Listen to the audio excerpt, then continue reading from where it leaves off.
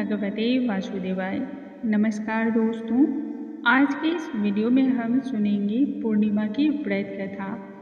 आषाढ़ माह की इस पूर्णिमा के दिन इस व्रत कथा का श्रवण प्रत्येक भक्तगण को करना चाहिए।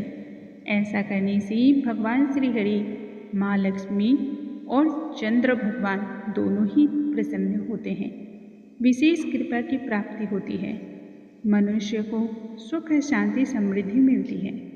पूर्ण भक्ति भाव के अनुसार इस कथा का श्रवण करने से मनोरथ भी पूर्ण होती हैं और जीवन की समस्त दुख पीड़ा का निवारण होता है। आइए व्रत कथा को हम आरंभ करते हैं। यह बात तब की है जब द्वापर युग था।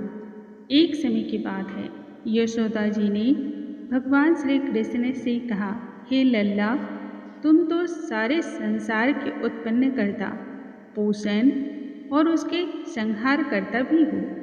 अतः तुम्हें कोई ऐसा व्रत मुझसे आज बतला दो जिसको करने से मृत्यु लोक में स्त्रियों को विधवा होने का भय समाप्त हो जाए, तथा ऐसा कोई व्रत बताओ जिसे करने से मनुष्य के सभी मनोरथ पूर्ण हो। यह सुनते ही भगवान श्री कृष्ण कहने लगे, हे माता, आज तुमने मुझसे बड़ा ही अति सुंदर प्रश्न पूछा है। मैं तुम्हें ऐसे व्रत को सविस्तार से बतलाता हूँ। इस व्रत के प्रभाव से स्त्रियों को सौभाग्य की प्राप्ति होती है, संतान का सुख मिलता है, मनोकामना पूर्ण होती है और भाग्य का उदय होता है। यह व्रत 32 पूर्णिमाओं का व्रत है और इस व्रत को सभी स्त्रियों को रखना चाहिए। इस व्रत को करने से सौभाग्य, संपत्ति, धन, धान्य सभी चीज़ें प्राप्त हो जाती हैं। यह व्रत करने मात्र से भगवान शिव के प्रति मनुष्य की भक्ति बढ़ती हो। तब यशोदा माँ कहने लगी, हे कृष्ण, सबसे पहले इस व्रत को मृत्यु लोक में किसने धारण किया था, उसके विषय में विस्तार पूर्वक मुझसे बताओ। श्री कृष्ण कहने लगे, माँ, इस भूमंडल पर एक अत्यंत प्रसिद्ध राजा चंद्रहास से पालित अनेक प्रकार के रत्नों से परिपूर्ण कातिका नाम की एक नगरी थी। उस नगरी में धनेश्वर नाम का एक ब्राह्मण रहा करता था। उसकी स्त्री अति ही गुणवती, रूपवती, सुशील और विवेकपूर्ण थी। दोनों पति पत्नी उस नगर में सप्रेम रहा करते थे। भगवान की कृपा से उनके घर में धन धान्य की कोई कमी न थी। बस दुख तो सिर्फ एक ही बात की थी जो उन्हें खाए जा रही थी। संतान का न होना दोनों को आए दिन इतना अधिक चिंता में डाल देता था कि उसकी वजह से सब कुछ होते हुए भी दोनों अभागे से महसूस करते थे। एक दिन की बात है, उस नगरी में एक बहुत बड़ा तपस्वी आया। वह तपस्वी बाकी सभी घरों से भिक्षा मांग करके भोजन किया करता था। वैसे तो वह तपस्वी सभी घरों से भिक्षा को मांग करके भोजन किया करता था, लेकिन उस ब्राह्मण दंपति के घर से उसने कभी भी भिक्षा नहीं मांगी। एक दिन की बात है, वह तपस्वी गंगा के किनारे बैठ करके भिक्षा से मांगे गए अन्न को प्रेम पूर्वक ग्रहण कर रहा था। दूर बैठा धनेश्वर चुपचाप तपस्वी को यह सभी कार्य करते हुए देख रहा था। उसे बहुत अधिक दुख हुआ, क्योंकि वह तपस्वी उनके घर से ना तो अनाज लेता था, ना भिक्षा लेता था। दुखी होते हुए उस दिन उसने ठान ली कि पूछा जाए। तपस्वी के पास आकर कहने लगा, हे तपस्वी, हे योगी, आप तो सभी घरों से भिक्षा लेते हैं, परंतु मेरे घर का भिक्षा आपने कभी नहीं लिया। ऐसा क्या कारण है? मुझसे ऐसी कौन सी गलती हो गई है? तब वह तपस्वी कहने लगे, आपके धर्म हमें इस बात की आज्ञा नहीं देते। अभी आपका गृहस्थ जीवन पूर्ण नहीं हुआ है। आप एक सुख से वंचित हैं। जब तक आपके घर में संतान न होगी, तब तक आपके घर की भिक्षा को मैं स्वीकार नहीं कर सकता। तपस्वी ने आगे कहा, जिन भक्तों को, जिन व्यक्तियों को संतान की प्राप्ति नहीं है, उनके घर का भिक्षा ग्रहण करने से मेरे पुण्य भी पाप में तब्दील हो जाएंगे, अतः मैं पतित तो हो जाऊंगा। इसी भय से मैं आपके घर की भिक्षा नहीं लेता। धनेश्वर यह सभी बातों को सुन करके बहुत दुखी हुआ। हाथ जोड़ करके उस तपस्वी के चरणों पर गिर पड़ा और बहुत दुखी मन से कहने लगा, हे महाराज, हे योगी महाराज, आप तो सर्वज्ञानी हैं, अतः मुझे कोई ऐसा उपाय बतलाइए जिससे मुझे संतान की प्राप्ति हो। आप सर्वज्ञ हैं, कृपया कर मेरा उद्धार कर दीजिए। धन की मेरे घर में कभी कोई कमी नहीं है। आपकी कृपा से, प्रभु की इच्छा से सभी सुख हैं। बस संतान न होने के कारण मैं सदैव ही दुखी रहा करता हूँ। मेरे इस दुख का आप हरण कीजिए, कोई निवारण कीजिए। यह सुनने के बाद तपस्वी कहने लगे कि तुम माँ चंडी की आराधना करो। इतना सुनने के बाद वह ब्राह्मण अपने घर चला गया। घर जाकर के पत्नी को सारी बात कह सुनाई और फिर खुद तपस्या के लिए वन की ओर चला गया। वन में पहुंचकर वह माँ चंडी की आराधना करने लगा, उनकी पूजा और उपासना करने लगा। चंडी ने उसकी सेवा से, उसकी पूजा उपासना से प्रसन्न होकर के 16 दिन उसको सपने में दर्शन दिए। साथ ही यह भी कहा, हे धनेश्वर, मैं तुम्हारी पूजा आराधना से प्रसन्न हूँ। मैं तुम्हें वरदान देती हूँ कि तुम्हें पुत्र की प्राप्ति होगी, लेकिन उसकी आयु सिर्फ 16 वर्ष ही होगी। 16 वर्ष की आयु के बाद उसकी मृत्यु हो जाएगी। यदि तुम दोनों स्त्री और पुरुष 32 पूर्णिमाओं के व्रत को करोगे श्रद्धापूर्वक, तब पुत्र को दीर्घायु की प्राप्ति होगी। जितना तुम्हारा सामर्थ्य हो उतने आचे के दिए जलाओ और भगवान भोलेनाथ की पूजा करना, लेकिन पूर्णमासी 32 ही होनी चाहिए। यह कहते हुए माँ अंतर ध्यान हो गई। सुबह तुम्हें इसी स्थान पर एक आम का वृक्ष दिखाई देगा। उस पर चढ़ करके एक फल तोड़ना और अब उसे अपने घर लेकर जाना। अपनी स्त्री को इसके बारे में बताना। सुबह स्नान के बाद वह साफ स्वच्छ होकर के भगवान भोलेनाथ का पूजन आराधना करके फिर उनका ध्यान करके इस फल को खा ले। तब भगवान शिव की कृपा से जल्द ही उसको गर्भ धारण हो जाएगा। यह कहते हुए माँ अंतर ध्यान हो गई। ब्राह्मण की निद्रा जब सुबह टूटी तब उसे दिखाई दिया कि ठीक जहाँ पर माँ ने बतलाया था उसी स्थान पर एक आम का वृक्ष है। उसे रात की घटना याद हो गई। तुरंत ही वह फल तोड़ने के लिए चढ़ गया, लेकिन पेड़ पर तो चढ़ ही नहीं पा रहा था। यह देख करके उसे चिंता होने लगी। तब उसने भगवान श्री गणेश का ध्यान किया और कहा, हे विघ्नहर्ता, हे दयानिधि, अपने भक्तों के सभी विघ्नों का नाश करके उनके सभी कार्य को मंगलपूर्वक पूरा करने वाले, हे दुष्टों का नाश करने वाले, रिद्धि सिद्धि को देने वाले, मुझे कृपा कर इतना बल दें कि मैं अपनी मनोकामना को पूर्ण कर सकूं, पेड़ से उस फल को तोड़ करके अपनी पत्नी के पास पहुंचा सकूं। यह कहते हुए वह पेड़ पर चढ़ने का प्रयास करने लगा और पेड़ पर चढ़ गया। फल को तोड़ करके माँ के कहे अनुसार पत्नी को उसने फल दिया। पत्नी ने इस फल का सेवन किया, जिसकी वजह से वह गर्भवती हुई। देवी माँ की कृपा से ब्राह्मण दंपति को एक सुंदर पुत्र की प्राप्ति हुई, जिसका नाम उन्होंने देवीदास रखा। माता पिता बहुत अधिक प्रसन्न भी हुए और शोक में भी थे। इसी बीच में बालक धीरे धीरे बढ़ने लगा। भगवान शिव की कृपा से बालक बहुत ही गुणवान और सुंदर था।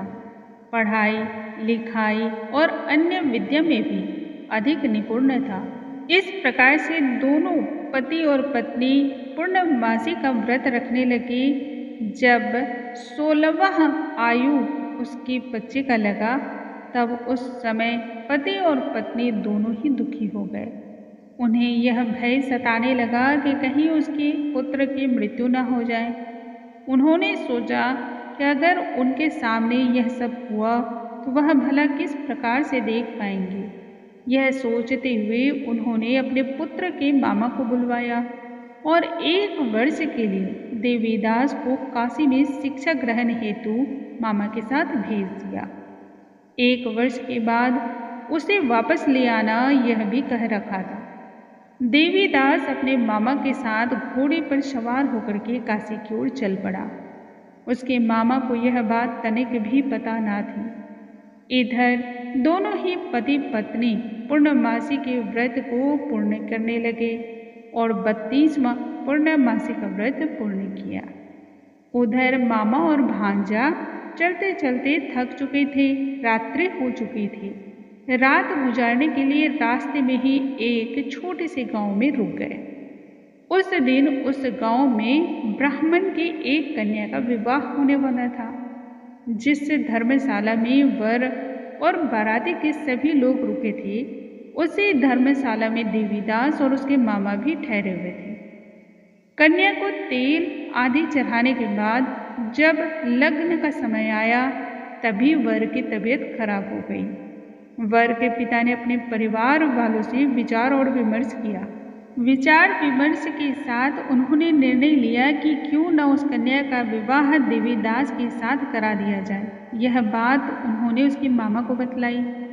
मामा से कन्यादान के बदले में यह भी कहा कि जो कुछ हमें धन प्राप्त होगा वह सभी हम तुम्हें दे देंगे। यह बात सुनते ही मामा ने इस बात को स्वीकार कर लिया। इस प्रकार से देवीदास का विवाह कन्या के साथ संपन्न हो गया। इसके बाद वह अपनी पत्नी के साथ भोजन तो कर ही नहीं सका, क्योंकि उसके मन में तरह तरह के विचार आने लगे। उसके जाने के बाद उसकी पत्नी का क्या होगा, यह सोचते सोचते उसकी आंखों में आंसू भर आए। यह देखते हुए कन्या ने पूछा, क्या बात है, आप इतने उदास क्यों हैं? तब उसने अपनी पत्नी को सारी बात कह सुनाई। कन्या तब कहने लगी, अब आप ही मेरे पति हैं और मैं ही आप की पत्नी रहूंगी। देवीदास ने कहा, ऐसा करें कि मेरी आयु बहुत कम है, मेरी बात तुम्हारा क्या होगा? तब पत्नी बोली, हे स्वामी, आप भोजन को ग्रहण कीजिए। इस प्रकार से दोनों रात भर विचार विमर्श करते हुए नए शयन को चले गए। सुबह देवीदास ने अपनी पत्नी को 4 नगों से जरा हुआ एक अंगूठी और रुमाल उपहार में दिया। साथ ही कहा, हे प्रिय, इसे तुम संकेत समझ करके स्थिर चित्त होकर के अपने तनमन में लगाओ। मेरे मरण और जीवन जीने के लिए एक पुष्प वाटिका का निर्माण कर लो। उसमें सुगंधित तरह तरह की नव मल्लिकाएं लगाओ। प्रतिदिन जल से उसका सिंचन करो और आनंद के साथ तुम अपना जीवन यापन करो। जिस दिन मेरे प्राणों का अंत होगा उस दिन यह वाटिका सूख जाएगी, इसके फूल मुरझा जाएंगे। यदि यह फूल ना मुरझाएं या मुरझाने के बाद भी फिर से हरे भरे हो जाएं, उसी समय जान लेना कि मैं जीवित हूँ। यह बात कह करके देवीदास शिक्षा ग्रहण के लिए आगे चला गया। इसके बाद जब वर और बाकी बाराती मंडप में आए तो कन्या ने उन्हें देखते ही कहा, मेरा विवाह तो किसी अन्य के साथ हुआ है, यह मेरा पति नहीं है। मेरा पति वही है जिसके साथ रात्रि में मेरा पानी ग्रहण हुआ था। यदि वह वही है तो यह बतला दे कि मैंने इसको क्या दिया। मधुपर्क और कन्यादान के समय जो मैंने भूषण आदि दिए थे वह दिखाए, तथा रात्रि में मैंने कौन सी गुप्त बात इनसे कही वह भी कह सुनाए। कन्या के मुख से इस प्रकार की बातों को सुनकर के वह कहने लगा, मैं कुछ नहीं जानता। इसके पश्चात लज्जित होकर के वह बाराती सहित लौट गया। भगवान श्री कृष्ण फिर कहते हैं, हे माँ, इस प्रकार से देवीदास अपने विद्या अध्ययन के लिए काशी चला गया। जब कुछ समय बीत गया तब काल से प्रेरित होकर के एक रात्रि एक सर्प उसको डसने के लिए वहां जा पहुंचा। उस विषधर के प्रभाव से उसके शयन का स्थान चारों ओर से विष की ज्वाला से विषैला हो उठा, परंतु व्रत के प्रभाव से उसको काट न पाया, क्योंकि पहले ही उसकी माता ने 32 पूर्णिमा के व्रत को रखा था। दोपहर के समय काल स्वयं वहां आया और उसके शरीर से प्राणों को निकालने का प्रयत्न करने लगा, जिससे वह मूर्छित होकर के पृथ्वी पर गिर पड़ा। भगवान की कृपा से माँ पार्वती उसी समय भगवान शंकर के साथ वहाँ पर आ पहुँची। उसको मूर्छित अवस्था में देख करके माँ पार्वती ने भगवान शंकर से कहा, हे प्रभु, हे नाथ, इस बालक की माता ने पहले ही 32 पूर्णिमा के व्रत को पूर्ण किया है, जिसके प्रभाव से आप इसे जीवन का दान दे दें। इस प्रकार से माँ पार्वती के कहने पर भगवान शिव ने उस बालक को प्राणों का दान दे दिया। इस व्रत के प्रभाव से काल को भी पीछे हटना पड़ गया। देवीदास स्वस्थ होकर के उठ बैठा। उधर उसकी पत्नी प्रतिदिन उस पुष्प वाटिका में पत्र और पुष्प को देखती रहती थी। उसे अत्यंत ही आश्चर्य हुआ कि मुरझाए हुए पुष्प हरे भरे हो गए। सभी पौधे में पुष्प आ गए, पेड़ पौधे लहलहाने लगे हैं। यह देखते ही उसकी पत्नी को विश्वास हो गया कि उसके पति जीवित हैं। 16वां वर्ष जब व्यतीत हो गया तब देवीदास भी अपने मामा के साथ काशी में शिक्षा ग्रहण के बाद वहाँ से चल पड़ा। उधर उसके ससुर भी उसे घर से ढूंढने के लिए निकलने ही वाले थे कि तभी दोनों मामा भांजे वहाँ आ पहुँचे। उनको आया हुआ देख करके वह बहुत अधिक प्रसन्न हुए। सप्रेम उन्हें अपने घर के अंदर ले गए। देखते ही कन्या ने पहचान लिया और कहा, पिताजी, यह तो वही है जिनके साथ हमारा विवाह हुआ था। इस तरह से देवीदास और उसके मामा कुछ दिन वहीं पर रुके। बाद में देवीदास अपनी पत्नी और अपने मामा के साथ ससुर की आज्ञा लेकर के वहाँ से चल पड़ा।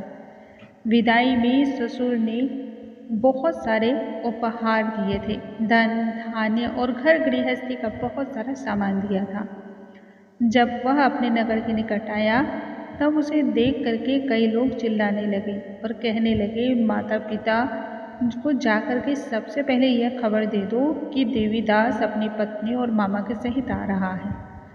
ऐसा समाचार जब दोनों माता पिता ने सुना तो उन्हें तो विश्वास पहले नहीं हुआ, क्योंकि उन्हें विधि का विधान पता था। किंतु जब और लोगों ने भी इस बात का समर्थन किया तो उन्हें बहुत अधिक हैरानी हुई। थोड़ी ही देर में देवीदास ने आकर के माता पिता के चरणों में अपना शीश नवाया। पीछे से देवीदास की पत्नी ने भी आकर के सास और ससुर के चरणों का स्पर्श किया। माता पिता ने जब पुत्र और पुत्रवधू को देखा तो खुशी से फूले न समाये और हृदय से लगा लिया। दोनों की आंखों में प्रेम भरे आंसू बह चले। अपने पुत्र और पुत्रवधू के आने की खुशी में धनेश्वर ने बहुत भारी उत्सव का आयोजन किया। इस आयोजन में ब्राह्मणों को बहुत सारा दान और दक्षिणा दिया तथा जरूरतमंदों को अन्न और भोजन का दान दिया। श्री कृष्ण आगे कहते हैं, माता, इस प्रकार से धनेश्वर 32 पूर्णिमाओं के व्रत को कर करके इसके प्रभाव से पुत्रवान हो गया। जो स्त्रियां इस व्रत को सप्रेम और श्रद्धा से करती हैं वे जन्म जन्मांतर में वैधव्य का दुख नहीं भोगती और सदैव ही सौभाग्य को प्राप्त करती हैं। इसमें किसी भी प्रकार का कोई संदेह नहीं मानना चाहिए। यह व्रत पुत्र पौत्र को देने वाला, सभी प्रकार के सुख को देने वाला, मनोकामनाओं को पूर्ण करने वाला है। 32 पूर्णिमाओं के व्रत से जो भक्तगण होते हैं उनकी इच्छाएं अवश्य ही महादेव जी पूर्ण करते हैं। बोलो भगवान भोलेनाथ की जय, भगवान शिव की जय। दोस्तों, इस प्रकार से आज के इस वीडियो में हमने सुना पूर्णिमा की व्रत कथा, जिसकी कथा के श्रवण से मनुष्य का उद्धार होता है, कल्याण होता है। इस व्रत को मनुष्य को करना ही चाहिए और इनके नियमों का पालन भी करना चाहिए। जो मनुष्य इसका पालन करता है उसकी इच्छाएं भी पूर्ण होती हैं, जीवन से दुख दर्द भी समाप्त होते हैं। कल के वीडियो में हम फिर से मिलेंगे नई जानकारी के साथ। तब तक के लिए नमस्कार दोस्तों।